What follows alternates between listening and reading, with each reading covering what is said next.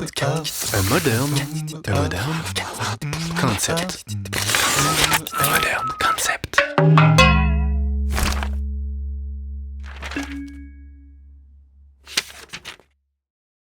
After his detection of the scapegoat mechanism, which can be seen functioning everywhere, René Girard built a hypothesis on the origin of societies.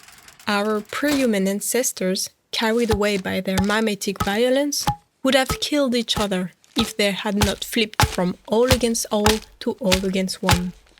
Suddenly gathered around the corpse of their victim, stunned, they saw in it both an evil being, the cause of their violence, and a beneficial being, the cause of their newfound peace.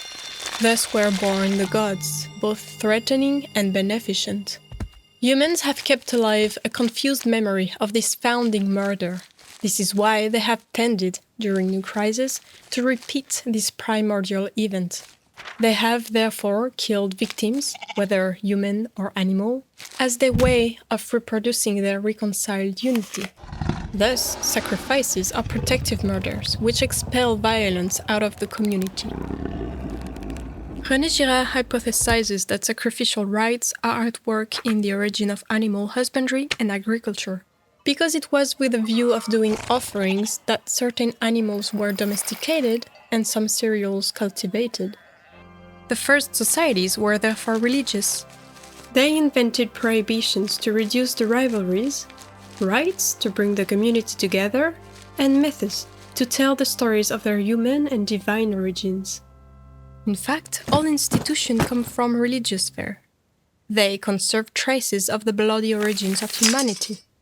Political power comes from sacrifice. The king was initially a victim who knew how to benefit from a suspended sentence to impose his power. Progressively, sacrifice has disappeared as we have evolved toward modern monarchies, then toward states, which hold the monopoly on legitimate violence.